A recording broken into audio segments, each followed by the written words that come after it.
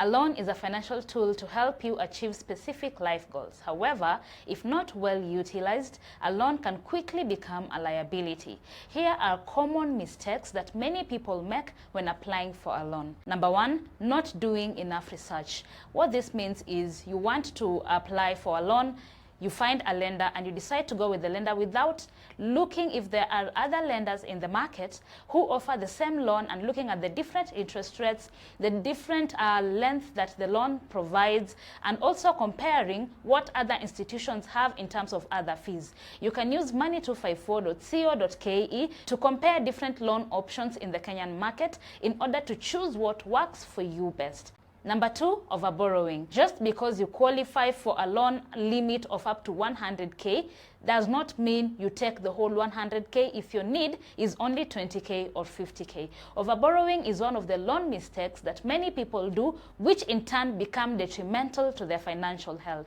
Number three, failing to budget properly. A budget should include your needs, your wants, investments, and any loan repayments. For example, if you earn 50,000 Kenyan shillings and you take a loan that requires you to pay back 30 to 40,000 every month, that would be detrimental to your budget, because that would mean you will have to forego some of your needs in order to repay your loan. So before you take on any loan, ensure that it is within your budget and that you can repay the loan without straining the other aspects of your life. This also ensures that you do not default on your loan obligation, as that could spoil your credit report. Number four, ignoring terms and conditions. I know many people, when it comes to terms and conditions, you scroll down, tick the box, or if it's on a written document, just go straight to where you want to sign and go ahead and sign it. Many people do not care to read the terms and conditions so that they can know what is involved in taking the loan.